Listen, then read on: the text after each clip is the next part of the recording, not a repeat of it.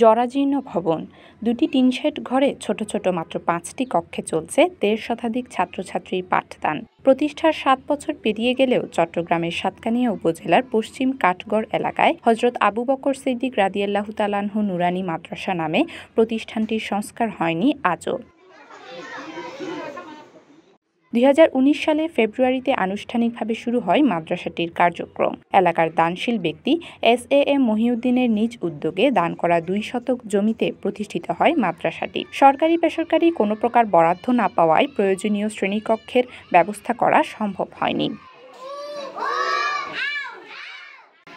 মাদ্রাসার প্রতিষ্ঠান হয়েছে, এখানে অনেক ভালো ছেলেমেয়েরা, আমাদের ছেলেমেয়েরাও পড়ে, কিন্তু মাদ্রাসাটা একটু খুবই ছোট।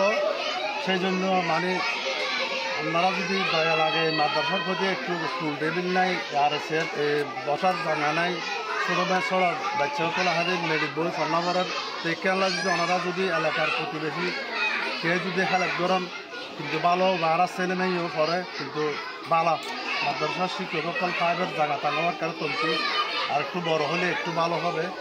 কষ্টের পরিপ্রেক্ষিতে সবার সার্বিক সহযোগিতা এই মাদ্রাসা এতটুকু পর্যন্ত এগিয়ে আনছে।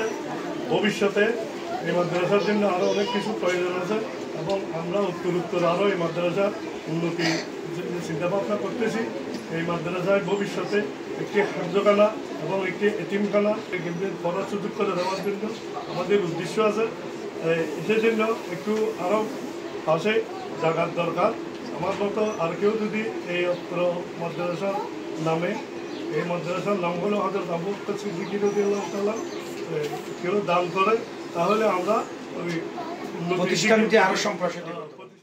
বর্তমানে ৬ জন শিক্ষক ও ৬ জন কর্মচারী নিয়ে চলছে প্রতিষ্ঠানটির শিক্ষা কার্যক্রম। কোমলমতি এসব শিশুদের পাঠদানকে আরও সহজ করতে অতি দ্রুত প্রয়োজন সংস্কারের।